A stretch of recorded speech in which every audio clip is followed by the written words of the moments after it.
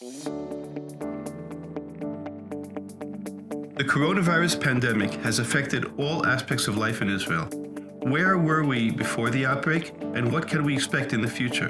Before the outbreak, Israel's economy was strong, but not as strong as might be expected. GDP growth was high, but had been declining for a decade.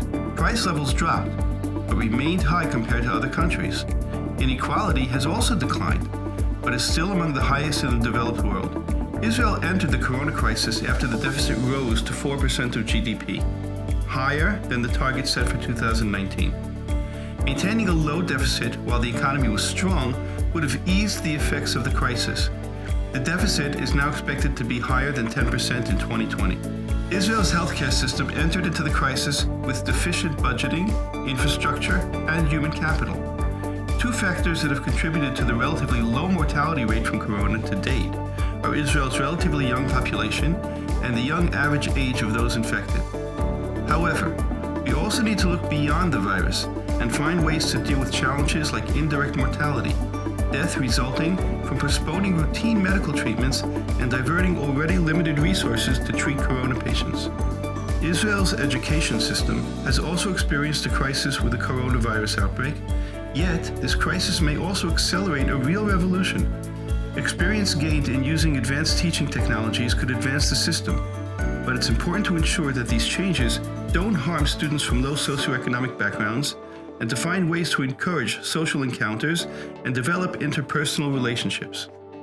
Prior to the outbreak of the coronavirus pandemic, employment rates were high and unemployment had dropped to a historic low. The pandemic changed everything overnight, and more than 1 million people, more than a quarter of the workforce, became temporarily unemployed. Those of weaker socioeconomic status were disproportionately affected. This increases the burden on Israel's social welfare system, which already suffered from budget deficits. The economy's slow recovery raises fears that many workers, especially those with low skills, will not be able to return to their jobs.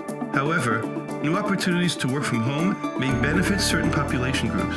For example, women from the periphery could pursue scientific studies and integrate into the high-tech industry regardless of workplace location. These trends, and many others, combine to form a snapshot of Israel's current situation. For the full picture, go to the Taub Center website and download a free copy of the Picture of the Nation 2020, generously supported by the Koret Foundation.